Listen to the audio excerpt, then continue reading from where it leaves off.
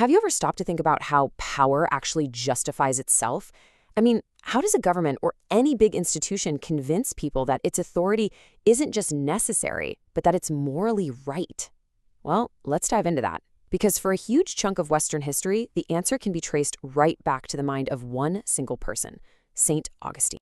So in this explainer, we're going to explore how Augustine's own personal search for truth ended up creating the intellectual blueprint that fused state power with religious authority. And believe me, it's a blueprint that would go on to shape the world for more than 1,000 years. To really get Augustine, you first have to understand the world he was born into. And it was a world that was, frankly, teetering on the very brink of total collapse.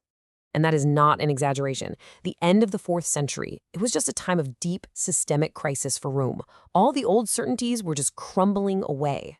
What's so striking when you look at this is just how total the breakdown was.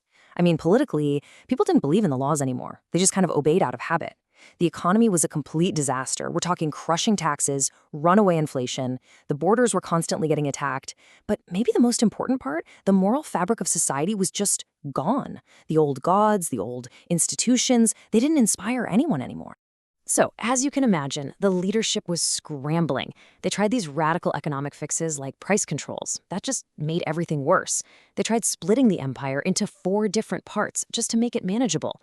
Then Constantine comes along and reunites it, but he realized he needed some new kind of glue to hold it all together. And that glue? It was Christianity. One God, one faith, one emperor.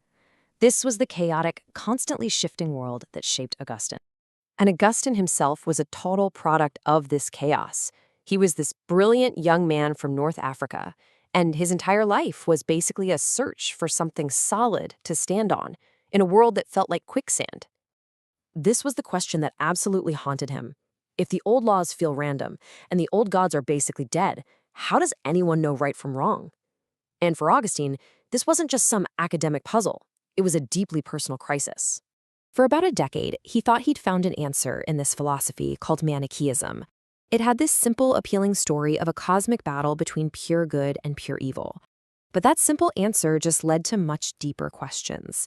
Like, if evil is a force that's equal to God, is God really all-powerful? And even more critical, if some external evil force is to blame for everything we do wrong, what happens to personal responsibility? The final nail in the coffin for him came when he finally got to meet one of the great Manichaean leaders, a guy named Faustus. Augustine showed up with all these deep, troubling questions, and Faustus's answers were just profoundly disappointing. The spell was broken. Manichaeanism did not have the answers he was looking for. So, Augustine moves on. He eventually lands this prestigious job in Milan as the official speaker for the emperor. And it's right there, at the very heart of imperial power, that he stumbles across a set of ideas that will change not just his life, but the entire course of history. He discovered Neoplatonism, and for him, this was the key that unlocked everything. See, the Neoplatonists had this revolutionary idea. Evil isn't a thing. It's not some dark force fighting against the light. Evil is just the absence of good. It's a corruption, a moving away from what's good. And just like that, his biggest philosophical problem was solved. Neoplatonism gave him a whole new map of reality. At the top, you have this perfect divine source called the One.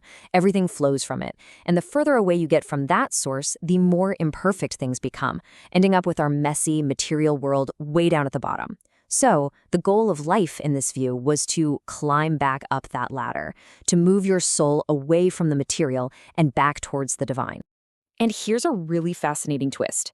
The philosopher whose work gave Augustine this whole new framework, a man named Porphyrio, he had actually developed these ideas specifically to fight against Christianity. He wanted to offer a more sophisticated philosophical alternative. But in one of history's great ironies, he ended up handing Christianity its most powerful intellectual weapon ever. So this is where Augustine becomes a true architect, because he didn't just adopt these ideas, he totally transformed them.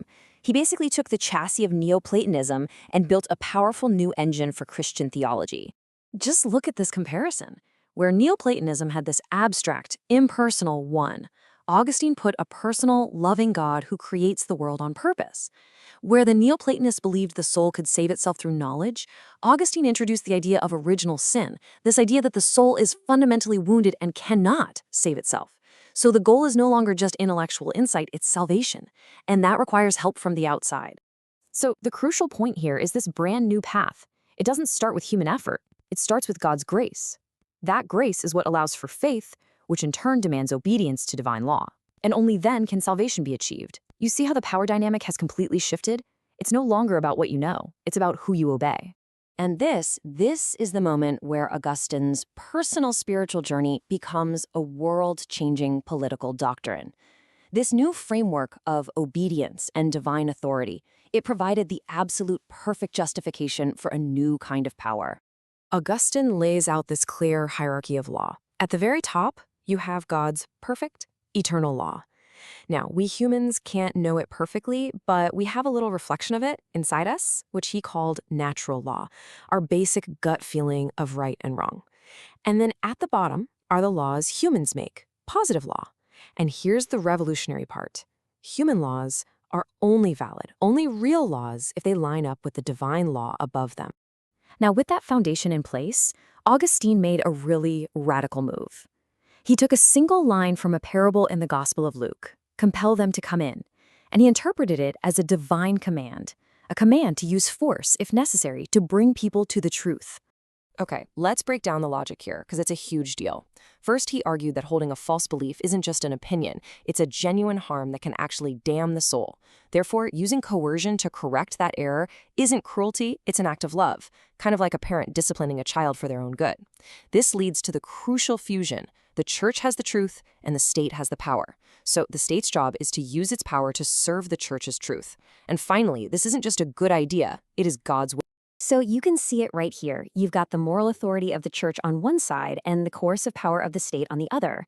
For a long time, they were two separate things. Augustine's logic became the bridge, the moral framework that allowed them to fuse into one single, incredibly powerful entity. And this idea was just immensely powerful. It became the intellectual bedrock for the entire medieval world. The alliance between popes and kings, the whole idea that the state has a moral mission, the justification for things like religious wars and inquisitions, it all rests on this Augustinian foundation. But here's the final and I think really provocative thought. What happens when you take God out of this equation? Does the logic itself just go away?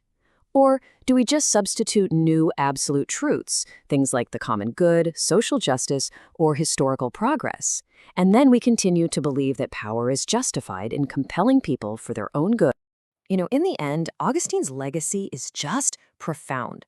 His search for personal certainty led him to create a system that gave power an incredible new tool, a clear conscience. He didn't just give faith a reason, he taught power how to see itself as an instrument of absolute good.